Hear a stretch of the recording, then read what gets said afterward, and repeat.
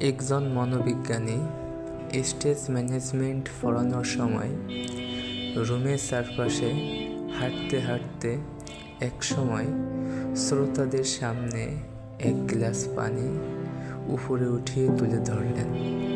তখন সবাই ভেবেছিল হয়তো তিনি গ্লাস অর্ধেক খালি নাকি অর্ধেক ভর্তি এই প্রশ্নটি করবেন, কিন্তু তিনি তা করলেন না।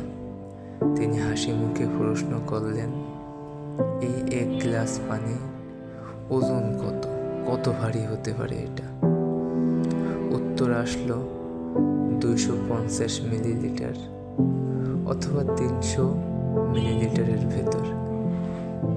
তখন মনোবিজ্ঞানী বললেন, এর অরিজিনাল ওজন এখানে কোনো ব্যাপার না। ব্যাপারটা হলো আমরা গ্লাসটিকে কতক্ষণ ধরে রাখছি, ওজনটাও সেটার উপর নির্ভর করছে। যদি আমি এটাকে 1 মিনিটের জন্য ধরে রাখি তবে কোনো সমস্যা হবে না। যদি এটাকে 1 ঘন্টার জন্য ধরে রাখি তবে আমার হাতে ব্যথা অনুভূতি হবে। আর যদি 1 দিনের জন্য এভাবে ধরে থাকি তবে আমি আমার হাত নড়াতে পারবো না। প্রতিটা ক্ষেত্রে এর আসল ওজনে কোনো পরিবর্তন হয় না, কিন্তু ধরে রাখার সময় বাড়ার সাথে সাথে এটি ভারী থেকে ভারী লাগতে শুরু করে।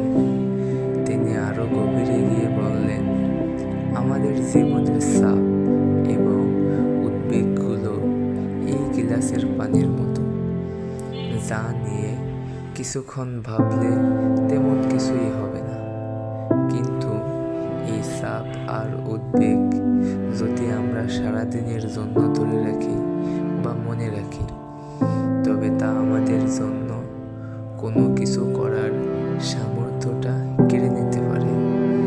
তাই চাপ কখনো অধিক সময় পর্যন্ত টানতে যাবেন না, এটাকে খুব অল্প সময় ছেড়ে দিতে হবে, অর্থাৎ গ্লাস নামিয়ে রাখতে হবে মনে করে।